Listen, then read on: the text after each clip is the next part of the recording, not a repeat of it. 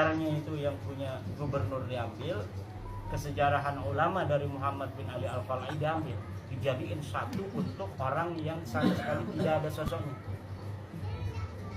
Kemudian mereka mengaku keturunan dari Muhammad Sahib Mirbat. Ini yang Sahib Mirbatnya nggak ada orang.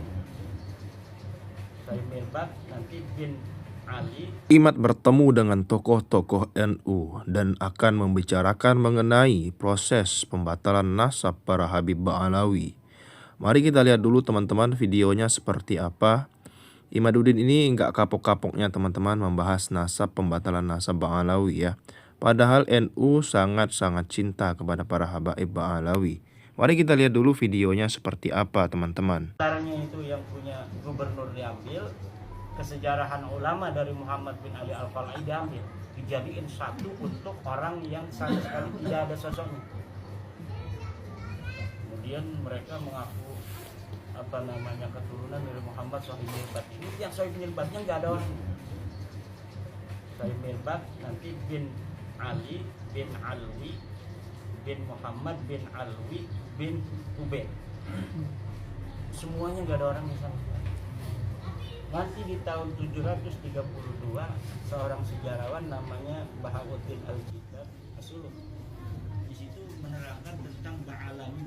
Jadi di Yaman itu ada keluarga namanya Ba'alwi Bani Jadid. Nama Ba'alwinya dapat nyuri dari situ. Nah nanti di abad 9 dia katakan bahwa keluarga kami itu namanya keluarga Ba'alwi. Padahal Ba'alwi ini adalah orang lain. Itu namanya keluarga Syarif Abul Jadid. Abul Jadid ini seorang muhaddits. Nanti di abad 9 mereka katakan saya keturunan dari Abu Alwi ini. Yang ditulis itu hanya namanya Jadid bin Abdullah. Nanti si Ba'alawi sekarang ini nih, Ba'alawi palsu, mengaku bahwa Jadid ini punya adik namanya Alwi. Jadi dia ngangkol dari situ tuh pertama tuh, somot lah. Jadi sejarahnya itu hanya dapat mengut-mengut dari kesejarahan masa lalu yang ditulis oleh para ulama. Bagaimana saya bisa yakin bahwa itu dapat merampok semua? Kan hari ini mereka membuat kitab nasab namanya Samsul Dhahirah.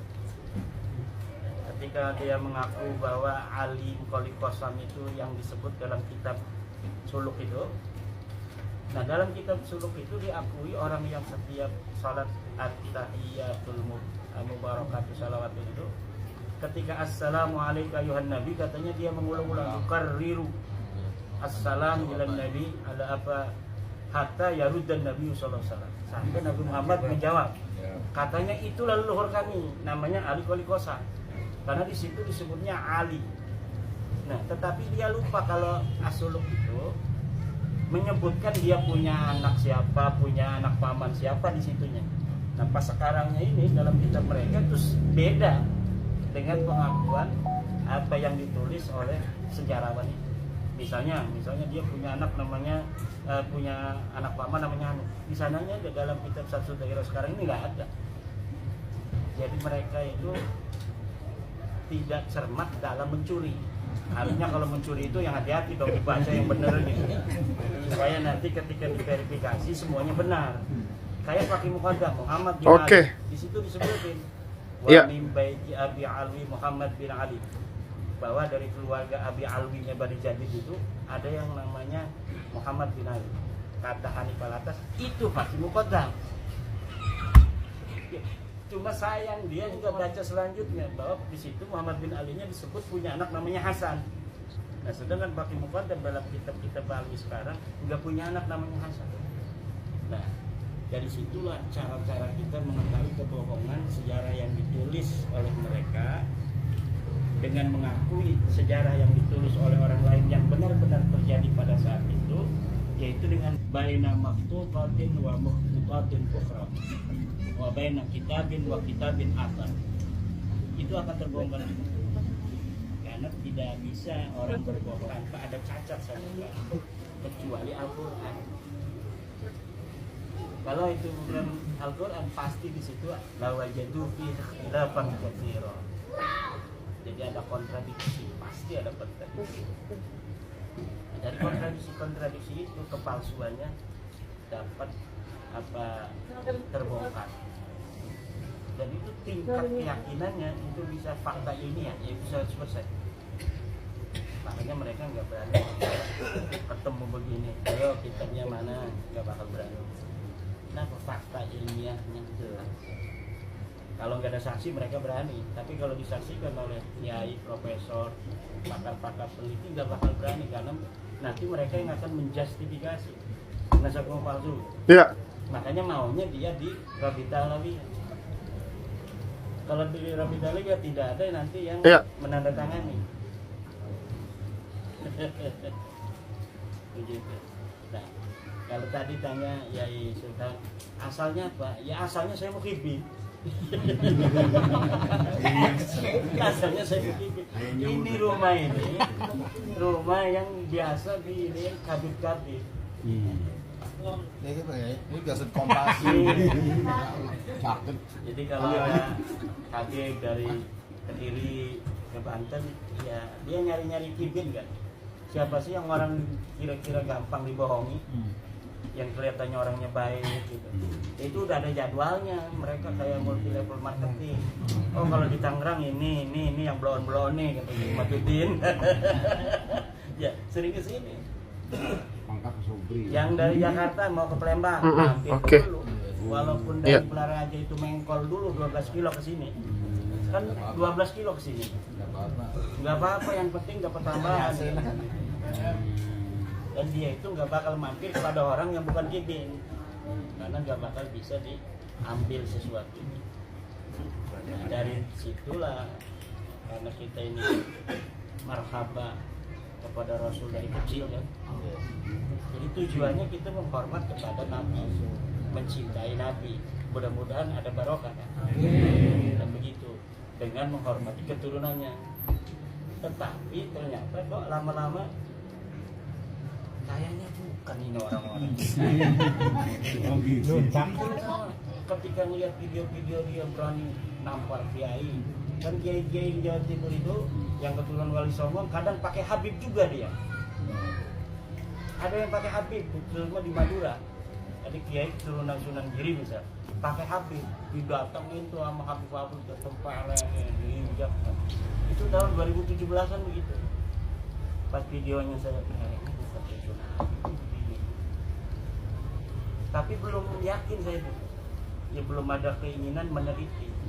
Tapi pas 2022 saya lihat Bahar di sidang itu udah saya tuh yakinnya luar biasa ketika ada kiai dari Jawa Barat jadi saksi dia. Coba katanya adzan bisa nggak? Adzan Allah Akbar. Asyhadu an la ilaha illallah. Pas asyhadu anna Muhammad berhenti itu. Muhammad tuh kakek ente apa kakek aneh? Itu kan dengan bahasa yang sombong itu kan. Di dalam waktu dia mendapatkan itu hal-hal yang jelek, akhlak yang buruk karena tindak pidana mukulin orang, di sidang dia oleh hakim yang sah yang diangkat negara, kemudian membawa nama Rasul untuk menyelamatkan diri dia dari kejahatan itu dengan menghina kiai itu dan dari Jawa Barat. Kiainya itu turunan Sunan Gunung Jati, sah sebagai seorang turunan Nabi kan. Lah dia yang ngomong begitu, cuma kiainya belum iya aja. Karena kiainya nggak tahu, kan kiai itu kan biasa begitu, walaupun punya nasab nggak membanggakan. Ya, karena ente yang ngaku ya udah itu cucu ente cucunya bukan anak kan. Itu saya mulai lah. Bismillah. Yang pertama pun yang saya cari itu nasabnya Bahar. Kedua nasabnya Rizik. Udah dua aja, saya nggak mikir-mikir Balawi lain dulu dalam otak. Saya teliti dari bawah. Bahar bin Ali apa siapa? Pas sudah, aduh lama kalau cara begini. Mencari dalil dari bawah ke atas itu lama. Saya cari dalilnya rubah dari atas ke bawah. Cari dalil Nabi Muhammad punya anak namanya Siti Fatimah. Cari hadis ada. Laukana Fatimah tuh bintu Rasulullah sallallahu alaihi wasallam. Lah kata ya itu kan dalil kan. dalilnya wahyu berdasarkan hadis Rasulullah Muhammad SAW. Kemudian Sayyidatuna Fatimah punya anak Husain, ada nggak dalilnya? Oh banyak, ada hadis-hadis. Kemudian terus sampai Ahmad bin Isa, Sahih, kitab-kitab nasab sudah saya kumpul. Pas giliran dari Ahmad bin Isa punya anak Ubay, nggak ada, mentok. Saya puyeng juga, ini baru 11 nama udah mentok begini. Saya cari-cari kitab-kitab yang lain, mudah-mudahan ada. Ya kalau nyambung ya enggak apa-apa, nanti kita akan nasihati dari cara lain, kan begitu. Tapi ternyata baru 11 udah ketahuan bahwa ini nasab palsu. Dari kitab Silsilatul Alawiyah, Tahdhibul Ansab, Muntaqilatul Talibiyah, Al-Masdi dengan sejarah Mubarakah. Udah nyata ini nasab-nasab palsu. Mulai saya tulis kesimpulan itu. Saya tahu di webnya pondok, dibaca oleh Dr. Syafiq Hasim PPL, ketemu di Bali. Ya saya angkat ya nanti itu tulisan. Ya kalau berani silakan aja. Diangkat pertama Dr. Syafiq Hasim. 6 Mei atau apa itu? November. 6 November. Karena waktu nulisnya Oktober tanggal 13 saya masih ingat. Ini oleh Dr. Syafiq Hasim. Belum ada yang merespon dari masyarakat. Kalau Robita langsung merespon, dia bikin tanggapan 1 lembar, kitabnya Al-Musajjar Al-Kashaf. Dia bilang ini abad ke-5, padahal itu abad ke-10. Bohong dia. Dia bikin jilidnya jilid abad ke-5. Itu Robita lebih jilid di abad ke-5, Amiduddin An-Najafi.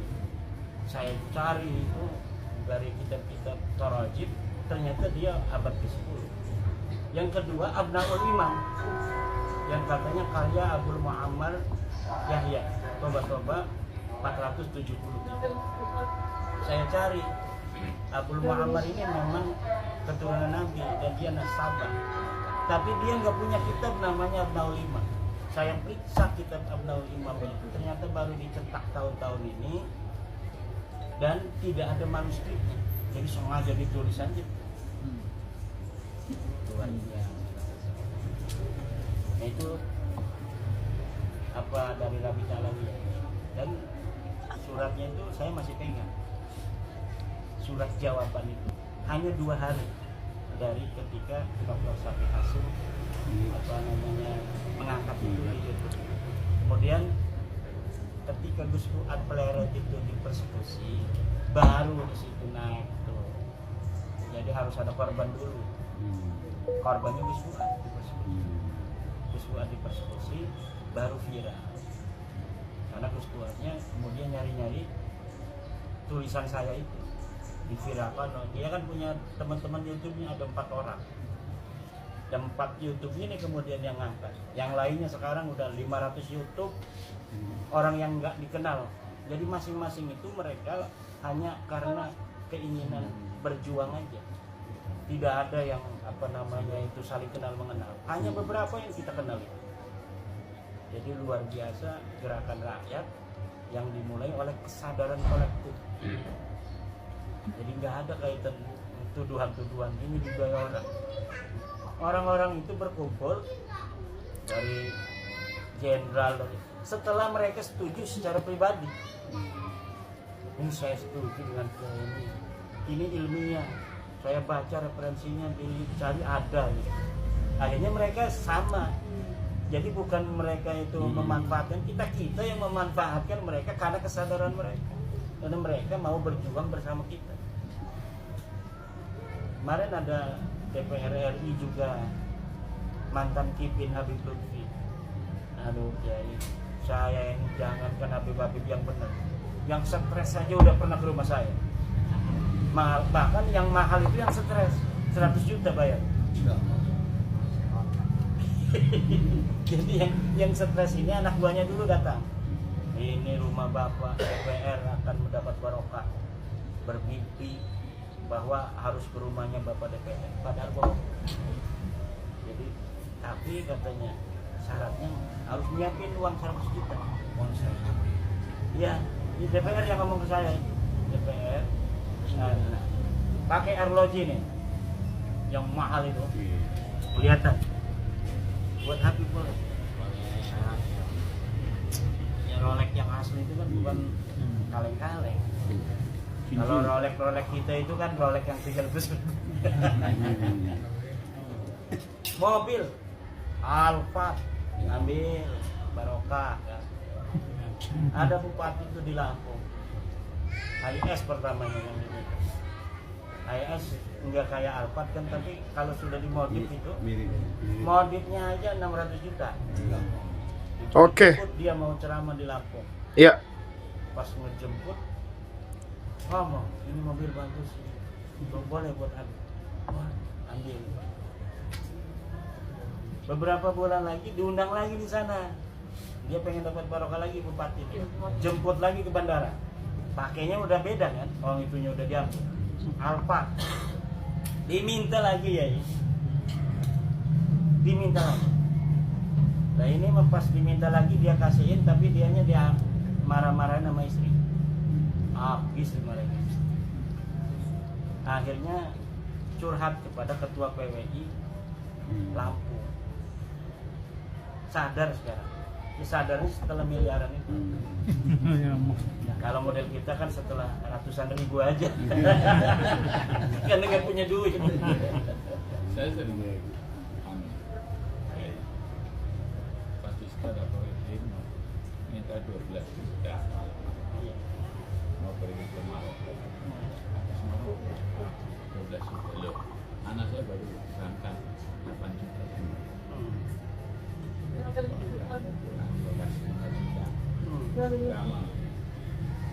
Nah, sudah minta nomor rekening. Yang masih nomor rekening, sudah sekitar hari Senin. Kapan ya kok masih kosong? Saya jawab, saya minta nomor rekening. Tapi 5 juta sih Di bawah. Iya. Kita udah nyiapin dari kubu sana kan ya kata Iya. kita yang tato. kita udah siapkan, udah dijadwalkan tanggal 1 Mei waktu 6 Mei atau 1 Mei. Surya katanya mau bakso masail khusus Kiai dengan Surya. Siap Kiai, siap. Ya kan? Surya itu. 2 hari sebelumnya diminta dulu sama Kiai Mahbub ketua LBR. Kita Kiai ininya materi Kiai kirimin ke saya. Kirimin sama saya. Pas dibahas sama Surya, nggak bakal kejawab ya gini. Nggak bisa, nggak berani, akhirnya nggak jadi. Ada Surya yang masih beberapa orang yang kibin itu. Tapi 99% Oke. dari seluruh Iya. pengurus itu setuju kan penelitian saya. Cuma penakut aja, nggak mau menanggung resiko, atau memang kebijaksanaan ya, karena takut di bawah itu. Kalau PBNU dulu kan yang ngomong, nanti di bawah belum bisa kacau. Cuma ya kita hormati aja, masing-masing punya pemikiran, dan kita kan mempunyai sebuah keyakinan kulo yajri bi ajali musamma itu, bahwa semua juga itu proses-proses itu kan sudah ditentukan juga bahwa nah itu kan yang terbaik mungkin untuk saat ini. Makanya saya itu nggak pernah ngomong jelek tentang Rais Am kita, walaupun Rais Am itu belum setuju lah dengan penelitian saya itu, cara-caranya kalau isinya mungkin setuju, tapi caranya gitu saya terus ngomong-ngomong masalah ini di depan publik itu nggak setuju. Saya tidak pernah ngomong jelek tentang beliau, karena mungkin ini adalah cara Allah agar masalah Nasabalawi ini mulus dengan seorang Rais Am seperti beliau, dengan ketum seperti Gus Yahya ini, dengan muter-muter kalau ngomong kan nggak bisa dipahami orang tuh, saking takutnya itu mungkin yang terbaik. Kalau kayak Kiai Said orang pemberani begitu, kalau setuju dia bela, kalau nggak setuju bisa jadi kita langsung dihabisin karena pemberani. Iya. Orang Cirebon ngomong langsung kan, bisa jadi nggak kayak begini kesadaran orang. Belum apa-apa dia baca, udah nggak setuju dulu, ngomong nanti. Nah, ini mungkin yang terbaik. Kita punya Rais Am Yai Miftah, kita punya ketumnya Gus Yahya, ini mungkin yang terbaik untuk bangsa ini. Rais Amnya begitu, tapi belum pernah ngomong bahwa penelitian saya salah kan. Cuma cara-cara saya ini. Kemudian Gus Yahya kalau ditanya muter-muter kemana, kadang ngebela kita kelihatan, kadang ngebela sana kelihatan. Nah itu mungkin yang terbaik untuk masyarakat NU, warga NU khususnya, agar terbebas dari belenggu Ba'lawi ini. Itu saya punya keyakinan itu. Teman-teman kita kayak Ki Syarif Tegal, kalau ngomong ya Allah kata saya, yang kena kan nanti kita sebagai warga NU kan enggak inilah, masa kita ributnya dengan saudara. Kalau kita pengen niatnya memerdekakan warga NU, kemudian malah kita sibuk dengan NU sesama NU sendiri. Itu yang menurut saya Pak. Iya. Kesempatan ini. Jadi tesis jenengan kan berdampak positif. Iya. Nazar mereka itu terbongkar ternyata terputus, dan akhlak yang sama sekali jauh dari akhlak Rasul juga makin terbongkar, dan politiknya juga akan ke khilafah. Langkah-langkah mereka pemalsuan sejarah nasional, sejarah NU, pemalsuan makam, ini jelas ada misi tertentu yang mesti itu ke depan. Kalau tidak nek mboten wonten tesis jenengan, ini kula khawatir niku sekian puluh tahun ke depan Indonesia mungkin bubar. Wonten. Wong nek ngaten mawon niku kan berani mengajak perang. Iya. Ing atase jumpai ya, berani perang dengan Nusantara. Jangan di Nusantara, orang Tegal aja beres itu. Pertanyaan kula ki, sing kula masih ganjal. Kula niki nggih alhamdulillah masuk. Oke. Iya. Ini ku arane berarti pengurus PWI lah. Tingkat kecamatan. Masya Allah.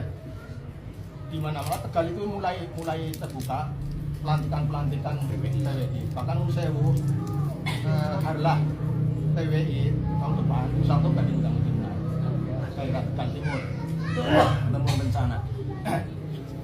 Mungkin makanya sakit rawuh nyenengaken warga Nahdien sing pun terbuka. Nahdien masih banyak yang belum terbuka ya. Master barisan panjenengan. Nah, yang saya ganjal ngatani itu pemerintah sing ngatasé uripe mangane sing negara terancam oleh mereka. Kok diam-diam saja ini aslinya itu langkah jenengan bela apa mboten? Nek Dudung Abdul Rahman Jenderal itu nggih. Itu atas nama pribadi dulu. Negara itu kan punya standar ininya, standar operasionalnya, SOP. Jadi kalau dalam takaran mereka itu belum terlalu berbahaya, betul, ya mereka persilahkan kepada masyarakat aja. Jadi ini menurut negara ini belum sampai derajat berbahaya. Dan tadi kalau kata Haji ngomong pemerintah kalau nggak ada tesis saya 20 tahun lagi hancur, 50 tahun belum tentu juga. Kalau nggak ada tesis saya kita aman-aman aja kan, nggak merasa apa-apa kan, seneng aja jadi budak kan, baru hidup pagi di meja kan seneng aja kan kita. Bahkan adanya tesis saya itu yang bikin itu ada yang sampai nangis ke saya. Tapi nanti kemudian kan politik mereka itu kan sukses, mungkin sudah punya imam besar. Tapi kitanya seneng aja kalau nggak ngerti, nggak paham. Berarti selama ini nggak tuh? Dulu pernah saya ikut namanya Densus 26 Kiai Mas Samad. Dulu pernah Kiai Mas Samad mengatakan Densus 26 termasuk di antara narasumber itu Kiai As'ad Said Ali. Ya. As'ad Said Ali yang menjadi intelijen BIN. Di antara yang disampaikan oleh Kiai As'ad Said Ali dari BIN itu mengatakan 2030 itu yang pertama dihancurkan adalah NU. Nah, itu dari BIN. Setelah NU 2030, 2045 itu adalah Indonesia. Nah, apa kira-kira mungkin dari apa yang terjadi sekarang mereka sudah menguasai itu sebagai ini, itu masuk bagian daripada mereka, strategi mereka. Kalau kita lihat itu kayaknya para habib itu hanya seperti pemain sandiwara. Ada figuran, ada peran keras, peran lemah lembut, ya, peran dawir dan lain sebagainya. Itu kalau dari kemarin waktu ikut Densus 26 As'ad tadi menyampaikan seperti itu. Ya biasa itu kan intelijen, tahu lah data-data. Kalau kita kan cara pandangnya dari bawah ke atas, kalau beliau kan udah dari atas ke bawah. Jadi kita juga pernah ketemu dengan Jasada setelah bab nasab. Ya beliau sama juga, cuma kan itu levelnya level informasi intelijen itu tidak sama dengan informasi biasa. Jadi informasi yang sandi begitu, yang tahu juga hanya orang-orang tertentu. Bisa saja begitu. Tapi yang jelas usaha-usaha mereka itu dari merubah sejarah, bikin makam palsu, itu adalah untuk menguasai masa depan. Kayak kucing, macan itu untuk membuat tanda-tanda itu dengan kencing kan. Ini kekuasaan kita. Jadi bikin artefak dulu dia. Untuk orang mengetahui bahwa ini kekuasaan saya, itu buktinya ada ada kencing saya di sini. Iya. Nah, bikin makam itu begitu juga. Kita ini di Tegal lebih dulu. Buktinya makam-makam keramat semuanya bin Yahya, bin Syihab, bin Asegaf. Kalau Kiai Subhan itu nggak ada makamnya keramat dia leluhurnya di sini. Ada begitu nantinya. Nah sekarang dengan adanya nama kota dijadikan sebagai haul, itu sudah secara ilmu klandestin, itu cara untuk mengakuisisi dan menyihir masyarakat di setempat itu. Habib Banu haul Tegal, oh berarti ini pemimpinnya orang Tegal itu ulamanya ini.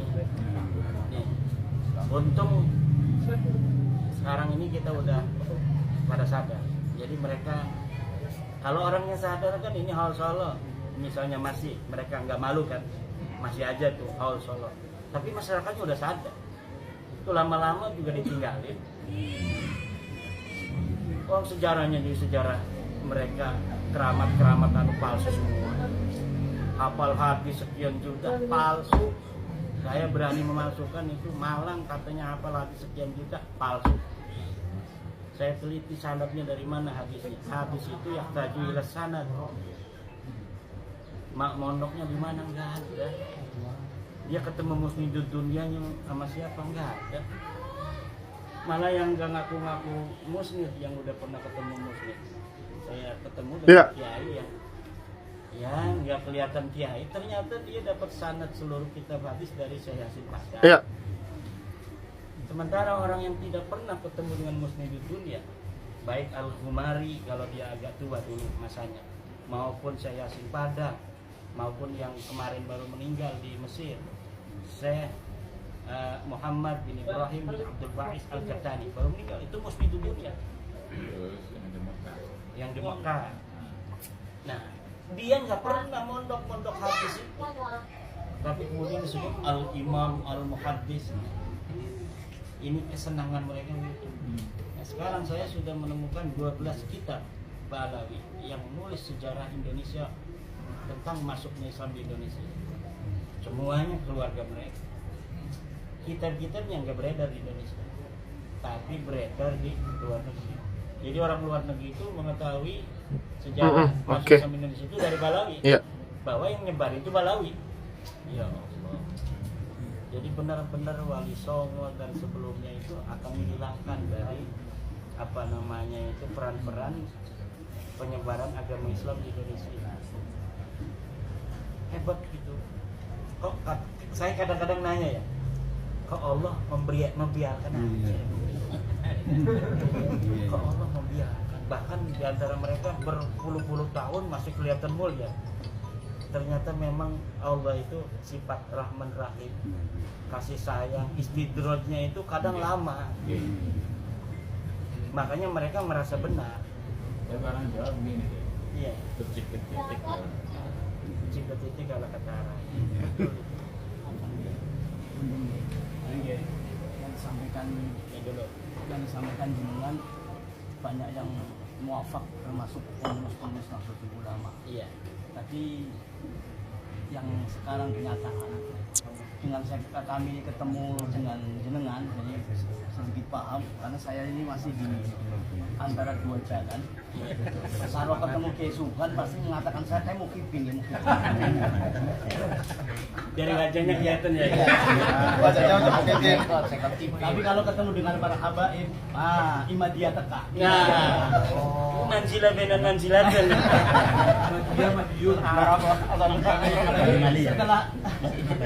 Setelah ketemu dengan Pak Kiai Imad, jadi kita melihat yang jam 2 ini dikit tapi masya Allah. Ya, cuman yang kami Iya. sesalkan, apakah ini tidak akan menjadikan program silaturahmi khususnya nanti dengan ngapunten dengan munculnya seperti yang aku bilang bentuk seperti Kiai Syarif tanpa sepengetahuan jenengan. Nah itu yang bahasa kasar seperti dobol dan sebagainya kan sama dengan mereka kalau begitu. Iya. Nah, ini mungkin ini yang menjadi mohon kepada Pak Kiai biar tidak muncul 1000 Syarif lagi. Cukuplah Syarif Tegal saja. Karena itu akan bikin panas daripada Nahdien. Ya itu udah 2 kali dia salah langkah. Satu di Demak, berani datang ke PCNU Demak mempertanyakan kan kenapa Banser apa-apa itu tidak boleh datang atau tidak boleh masuk PWI kan. Apa masuknya? Waduh kata saya, tidak boleh begitu kita kepada Banser, kepada NU. Saya ini Banser nggak lulus, ikut di Klaksat tapi nggak lulus, nggak kuat Yai. Oh Masya Allah. Nah, maka ketika Kiai Saripudin begitu, saya kenapa Yai begitu? Ya kita tugasnya adalah kan untuk membela NU. Dia tidak sesuai dengan bahasa. Wah kata saya kan perspektif itu namanya. Tidak boleh begitu. Kemarin lagi kita langsung bikin klarifikasi kan bahwa Kiai Saripudin yang dikatakan tentang Islam itu tidak mewakili PWI karena dia tidak dapat surat mandat dari PWI untuk datang. Memang dia pengurus besar, bahkan dulu dia pendiri, tapi pendiri pertama udah bubar. Sekarang mah ininya baru apa namanya akte notaris baru sekarang, akte notaris baru karena pendiri pertama itu Tengku Kori, Isale udah keluar semua, Saripudin Gus Atas. Nah itu yang mau ditanyakan itu juga. Iya. Kenapa Sangkori begitu Kiai? Ya nggak tahu juga saya. Lah orang macam-macam itu. Tapi kalau saya tebak-tebak ya, saya nggak tahu juga artinya dia. Itu gara-gara tes DNA. Tes DNA-nya melenceng kan dia. Sedangkan kalau saya itu kan setuju tes DNA. Bahwa kalau yang ngaku turunan garis laki kepada Rasulullah harus dia satu. Dia ngaku turunan Rasulullah kan garis laki. Tapi L itu Bangladesh. Oh. Rohingya. Oke. Burma. Iya. Memang iya ya. Mungkin gara-gara itu mungkin ya, tapi nggak bisa nebak. Yang jelas kalau saya orang yang pernah ngobrol begini ngopi, nggak mau saya jelekkan, walaupun dia menjelekkan kita. Termasuk Kiai Qurtubi itu yang ngomong alif kadal, lah nggak mau saya seperti dia. Kenapa? Pernah ngobrol begini, pernah datang ke rumah saya. Gitu. Jadi walaupun kita berbeda, tapi kalau kita pernah dulu, mungkin kan ada manfaat yang kita ambil dari dia. Mungkin kopinya, mungkin airnya. Nah, Allah itu paling benci orang yang tidak tahu terima kasih. Orang yang pernah memberi manfaat pada kita, kemudian kita caci maki. Nah itu kalau saya nggak bisa. Makanya ya biarin aja orang mau bersikap kepada kita, tergantung daripada cara dia memaknai kehidupan, memaknai pertemanan. Orang dia pernah bareng dengan kita kan, naik mobil ya, tentunya ada aja mungkin dia memberi manfaat pada saya memberi manfaat pada dia. Yang jelas kalau saya tidak mau mengungkit-ungkit dari kebaikan yang pernah saya berikan, ya, walaupun dia ngejelek-jelekin itu Kiai Imat kalau ngajak saya paling asli katanya bisa buat beli terasi doang katanya. Enggak sih. Ada orang tanya, apa sih manfaatnya? Kalau manfaat saya kurang tahu, maslahatnya. Iya. Apa manfaatnya guys? Tidak ada jawab itu. Kiai Anik Muhammadun ketemu saya. Ngobrol saya Gus Solil dengan Kiai Anik. Kiai, semenjak tesis Kiai itu gak ada yang main-main ke rumah saya, Habib Kiai Anik. Tapi untuk ngomong gak berani itu Kiai sepuh itu. Tapi kalau mengenai manfaatnya, maslahatnya itu kayak kata Yai Sufan, ya memang Kiai itu yang paling pertama. Sini masih ada satu Kiai itu yang sering didatangin Habib itu yang tidak memberikan pendapat dia. Jadi ada satu Habib di kampung sebelah itu, kalau datang itu dia mampir ke 5 Kiai. Biasanya dia minta satu kambing itu. Nah yang lain udah pada sadar, jadi datangin saya mau ikut Kiai Imat gitu. Jadi nggak berani minta.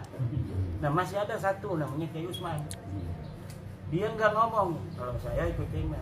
Jadi akhirnya biasanya dia satu kambing, karena 5 sekarang dia semua 5. Luas. Jadi temannya datang ke saya, Kiai kasihan itu Kiai Usman. Kenapa? Biasanya cuma satu dimintanya, karena dia nggak terus terang, nggak enak katanya ngomongnya sama orang udah kenal kan, nggak enak. Jadi dia nggak ngomong kalau udah nggak percaya. Jadi dia dimintanya sekarang 5. Biasanya cuma satu, karena sekampung itu ada 5 Kiai. Tuh kasih. Ya kenal saya orangnya, yang lapornya kenal, dianya juga kenal. Ya, jadi itu yang dirasakan oleh Kiai itu sampai ada Kalimantan. Kalau dulu di Kalimantan itu kalau ada Habib udah, kalau nggak ngasih takut walak ya. Sekarang mah dia sekarang walaupun kelihatan masih mungkin orangnya terkenal sekali, sering ceramah. Saya nggak mau sebut namanya karena lingkungannya lingkungan kibit. Dia pernah ngebel ke saya. Sekarang kalau ada Habib kelihatan, udah saya katanya dari belakang aja kabur. Pernah pas dia pulang ke rumah, udah ada di ini, dia ngerangkak katanya supaya nggak kelihatan. Gara-gara nggak enak kalau nggak punya uang atau dia nggak mau ngasih, tapi ketemu, lebih baik nggak ketemu. Nah, kalau kita mana yang udah berani, dia boleh datang, tapi kita ngomong, ente bukan cucu Nabi, gitu aja. Dia nggak bakal berani apa-apa. Oke. Iya. Sama berarti saya ini tapi tetap ngasih.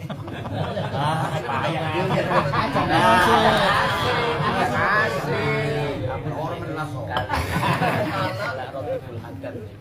jadi senjata mereka. Ulama kita dulu Mbak Hasyim, Mbak Khalil tetap itu nggak mempermasalahkan, mengamalkan pemberatan. Mana datanya gitu Mbak Hasyim itu yang Mbak Khalil ini dari manusia katanya memberikan ijazah kepada yang Khalil mencari pemberatan. Mungkin untuk saat ini juga yang dipermasalahkan kata Rois PBNU, ulama saat dunia saja sudah tidak mempermasalahkan bahwa Mbak Alawi tetap adalah pimpinan Demokrat dalam Salah kalau sedunia, buktinya saya kan masih di dunia. Enggak.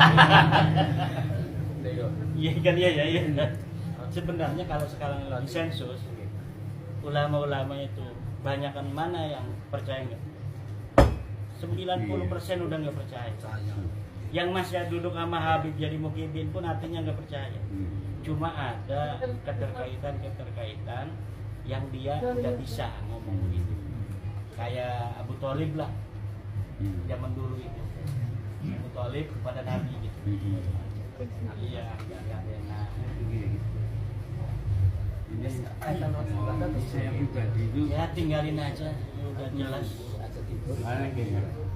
Kalau dulu ya itu zamannya Mbah Hasim, zaman Mbah Khalil memberikan ijazah. Iya. Iya.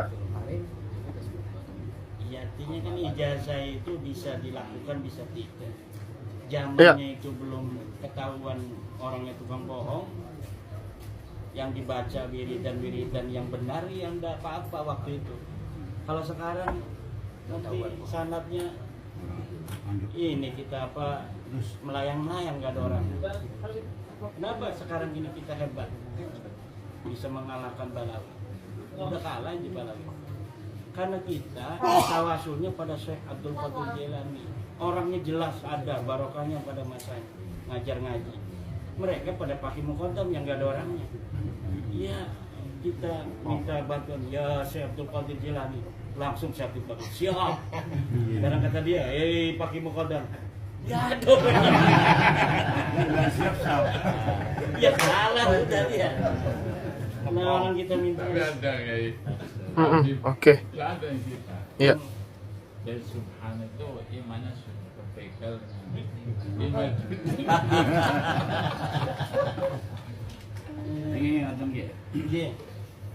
Saya ini kan dari kampung ya, banyak kiai-kiai yang di desa-desa yang sudah dulu ngajari orang-orang, tapi harganya lebih rendah dibanding mereka itu sekarang. Iya benar. Ini karena hari ini saya pribadi mendapatkan ilmu yang lebih jelas, walaupun kemarin ya sudah jelas, tapi ini lebih jelas karena langsung dari sumber. Bagaimana dengan agar tidak terlalu lambat, ada sistem apa memang dari kiai apa dari mana, bahwa kiai-kiai pondok itu ada 1-2 yang istilahnya diberi ada waktu apa bentuk seminar kecil-kecilan atau gimana, sehingga mereka itu rasa tanggung jawab dari pesantrennya itu sendiri nanti untuk bisa mengedukasi kepada murid-muridnya, kepada santri-santrinya. Karena sebenarnya seperti yang disampaikan oleh Bapak itu, Pak Kiai, tadi masih banyak kiai-kiai di kampung-kampung itu katakanlah masih bahlul dalam hal ini. Iya. Sehingga kalau memang itu ya memang yang ditulis itu sudah jelas, cuma kan mereka tidak semua itu memiliki dan tidak mau membaca. Jadi biasanya gini saya yang orang yang di desa, saya sebagai santri atau kiai kecil itu akan makmum kepada guru saya, sedangkan guru saya itu biasanya karena doktrin kami dulu itu nggak usah banyak-banyak ngaji, kiai-kiai terlalu banyak biar tidak bingung, sehingga akhirnya kan kadang-kadang gurunya cuma satu. Nah guru satu itu guru yang mendoktrin, kan malah repot lagi gitu. Iya. Maka yang kata itu ada sistem, istilahnya ada seminar, pencerahan bentuk apa itu, sehingga insya Allah akan cepat untuk masuk ke kampung-kampung. Iya. Itu yang pertama tuh. Yang kedua tadi sebagaimana yang disampaikan oleh Ustadz ini apa tentang Rotibul Haddad, saya memang apal malah itu. Haddad, Sakron dan sebagainya. Iya. Tapi setelah informasinya kok seperti ini tidak tersambung kemana, sehingga iya saya malah Sementara karena Ratibul Hajat itu katanya yang menyusun adalah ulama besar Imam Rifai, saya malah tambah ila ruhi Imam Rifai wa usnihim wa uburihim. Saya tinggal. Ya, tapi kan saya akan menyampaikan kepada keluarga teman-teman, makin mudah dihapus saja kan nggak enak, karena memang kan begitu. Nah itu saya mohon Ratibul Hajat itu kalau memang jelas bahwa itu dari Imam Rifai, coba disusun Imam Rifai dan siapa terus bisa kami ini insya Allah akan terima itu. Masa saya lebih senang karena memang ada muasir yang tersambung kepada sana. Kemudian lagi ini kitab Sulamut Taufik saya juga kaget karena dari Ploso itu Kiai menyatakan bahwa kalau tidak percaya maka sanadnya tidak nyambung karena Sulamut Taufik yang ngarang adalah Balawi. Ternyata kok tidak. Itu mohon disusun lagi dan sebagainya yang lebih jelas. Dan kami yang pegangan untuk Oke. Iya. Kemudian Sulamut Taufik itu di sana kalau ada orang halal muharraman atau haram halalan itu murtad. Tapi ternyata yang halal diharamkan. Contoh ada seorang laki-laki yang bukan mereka zuwad dengan muhibbahnya mereka, itu hukumnya haram, nikahnya tidak sah, amal ibadahnya itu tidak akan diterima dan harus wajib mengembalikan keperawanannya. Apa itu tidak tergolong kalau menurut Sulam Taufik ini? Apa tidak berarti halal haram muhalalan? Berarti kalau begitu rijah itu saya murtad ya. Saya kadang-kadang murtad ya dengan teman-temannya ragu juga barangkali kiai-kiai tidak apa-apa loh. Nah itu makanya itu perlu juga disusun lagi kitanya juga. Terima kasih. Sama persis. Isinya sudah pertama sama. Dan Abdullah Alawi Al-Haddad itu jadi orang yang sejarahnya direbut juga, karena Al-Haddad itu ada Al-Yafi'i di Tarim itu, ada Ba'alawi. Kebiasaan dari mereka yang suka ngambil-ngambil sejarah orang itu menjadi saya ragu kalau itu Ba'alawi, karena ada Haddad Al-Yafi'i, ada Haddad Ba'alawi. Cuma yang bagus-bagus biasanya mereka ambil, akhirnya sejarahnya kemudian dibalikan. Karena kalau Haddad Ba'alawi itu dalam buku-buku Ba'alawi disebutkan dia sejak bayi buta. Nah, orang yang buta sejak bayi itu apakah bisa dia ngarang kita? Ngarang kita kan perlu menulis. Apakah hanya mendikte gitu dia mengarang kita? Jadi agak kurang masuk kalau misalnya itu. Cuma saya belum dapat sebuah fakta ilmiah melalui kitab, tapi saya udah telusuri, hanya bahwa yang saya dapatkan baru bahwa Al-Haddad itu ada 3. Yang satu Al-Yafi'i yang di Tarim itu dengan Al-Ba'alawi, yang satu lagi di Son'a, Al-Haddad yang biasa bukan dari klan-klan yang ada di Tarim. Tapi saya ngelihat dari kitab Risalatul Mu'awanah itu tidak ada la yusamu minhu at-ta'ali alal ghaib. Jadi tidak dicium ada kesombongan dalam kitab Risalatul Mu'awanah. Beda dengan kitabnya Abdurrahman Al-Mansur, kitab yang sering dijadiin Basul Masail itu, Bughyatul Mustasyriqin. Memang dari awal bagus, tapi di ujungnya itu meninggikan Ba'alawi di atas semua ulama.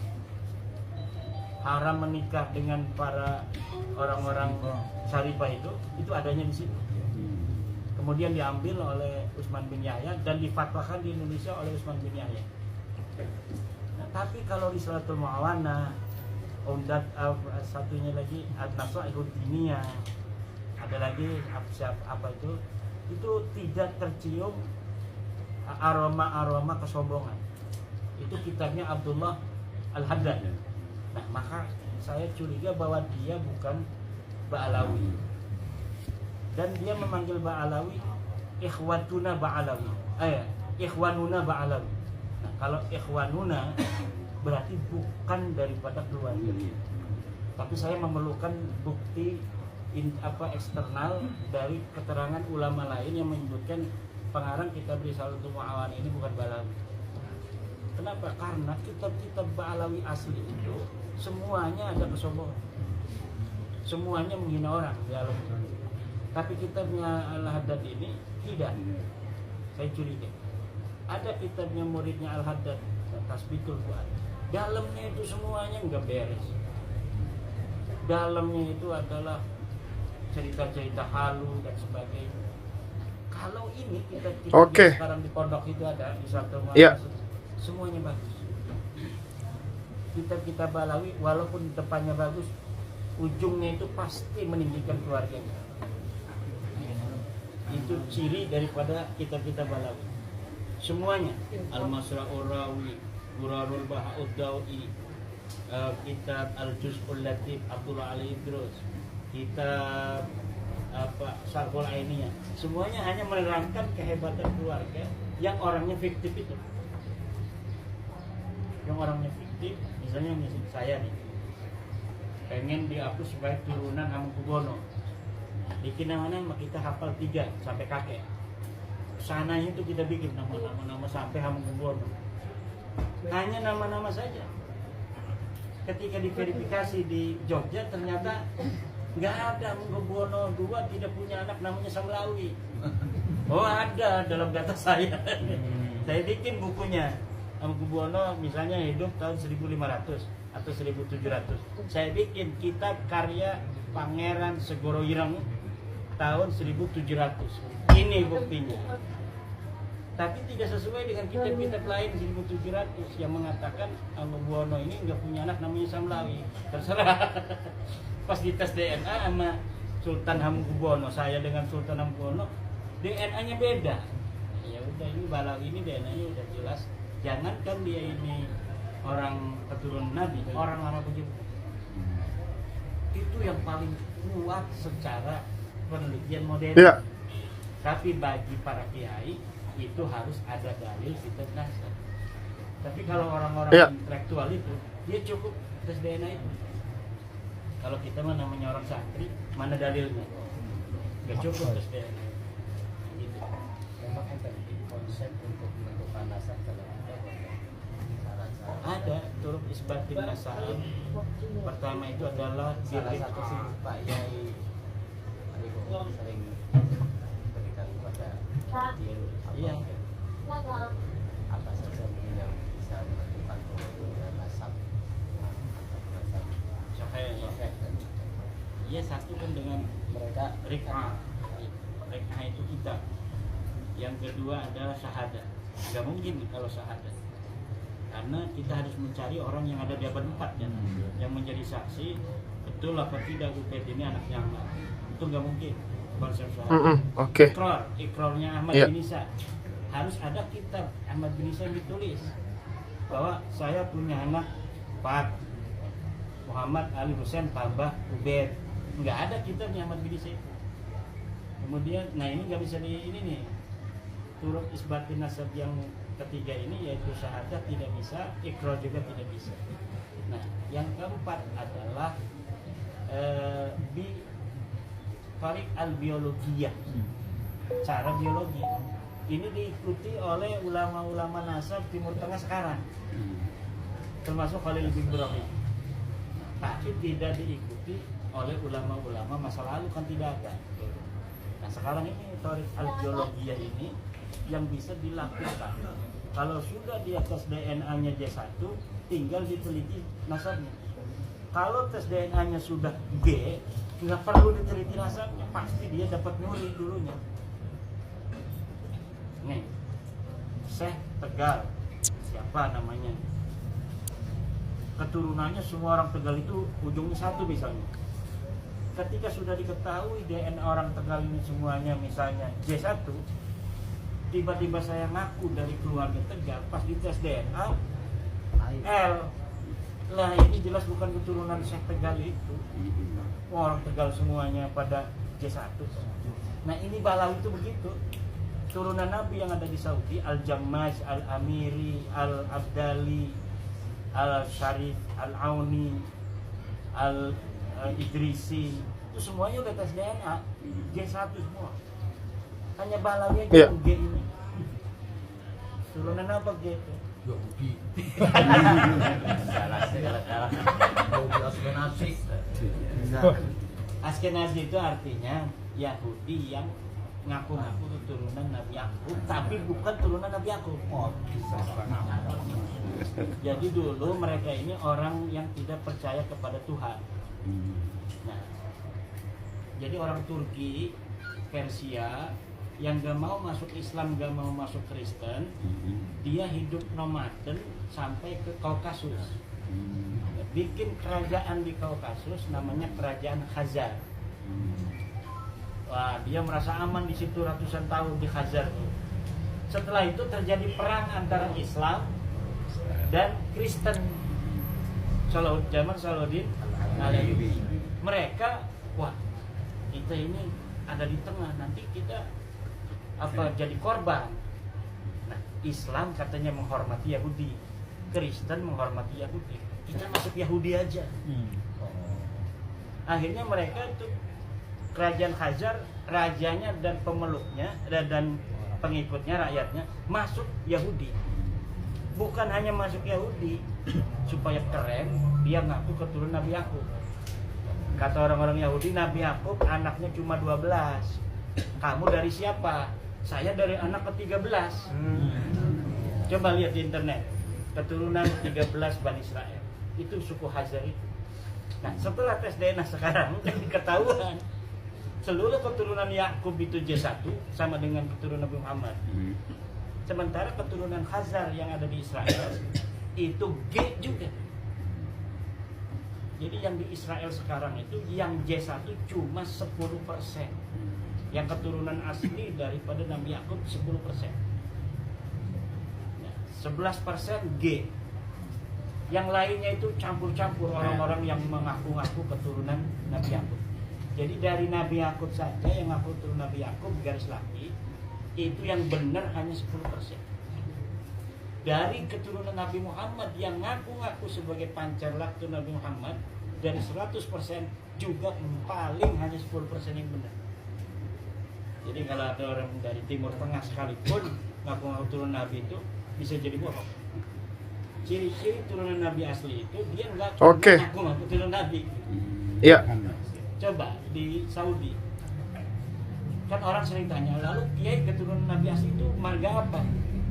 Saya cari-cari, mereka ya memang tidak membawa-bawa nama keturunan Nabi, Al-Jammaj, tapi yang tahu tuh hanya kerajaan. Dia digaji, kalau dapat humus, dia digaji humus. Hanya keluarga Al-Jammaj, Al-Abadilah, Al-Amiri yang di Saudi. Jadi Raja Saudi itu ada dana khusus untuk turunan Nabi sampai sekarang. Di Balawi itu nggak pernah dikasih, yang ada di Saudi segala macam. Said Alwi pun belum masuk karena beliau ini datang dari Maroko. Jadi bukan asli keturunan Nabi yang ada di Mekah. Said Alawi pun keturunan dari Maroko. Dia juga nggak dikasih ya? Akan diawasi. Diawasi bisa. Makanya ya kita harus hati-hati dalam masalah cucu Nabi. Bukan hanya di Indonesia, paling banyak pemalsu itu Turki juga. Turki itu banyak ngaku cucu Nabi. Bahkan ada jurnalnya, jurnal cucu Nabi palsu itu. India, Pakistan paling banyak mengaku cucu Nabi palsu. Cuma mereka tidak seperti Balawi kalau marga lain, tidak dawin-dawin begitu. Hanya meningkatkan status saja. Tapi kalau Balawi ini di masyarakat pun dia memanfaatkan pengakuan itu untuk mendapatkan uang. Jadi ini yang kita hindari. Mudah-mudahan dengan terbongkarnya ini mereka pun sadar. Mereka sadar mau ngaji, mau bagus akhlaknya. Karena ada ajaran mereka itu yang walaupun berdosa, mereka akan pasti masuk surga. Bahkan itu di catatan Rabita Alawiyah dan kiriman ke saya. Jadi Rabita itu bikin catatan ke Absahan Nasab Alawi itu sebelum ada buku ini.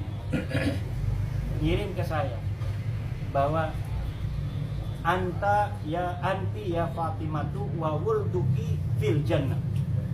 Kamu dan keturunanmu ada dalam surga. Itu ada hadisnya yang ini oleh Rabita Alawi. Jadi doktrin ini walaupun hadisnya hadis yang dhaif sekali, itu didoktrinkan kepada anak-anak itu. Sehingga mereka mabuk pun enggak takut. Jina 31 kemarin kayak Ali Idrus itu enggak takut. Karena dia yakin masuk surga. Yakin dia karena ada doktrinnya dari Rabita Alawiyah. Tapi kan pasti masuk sel. Pasti masuk sel. Udah kemarin masuk sel. Iya.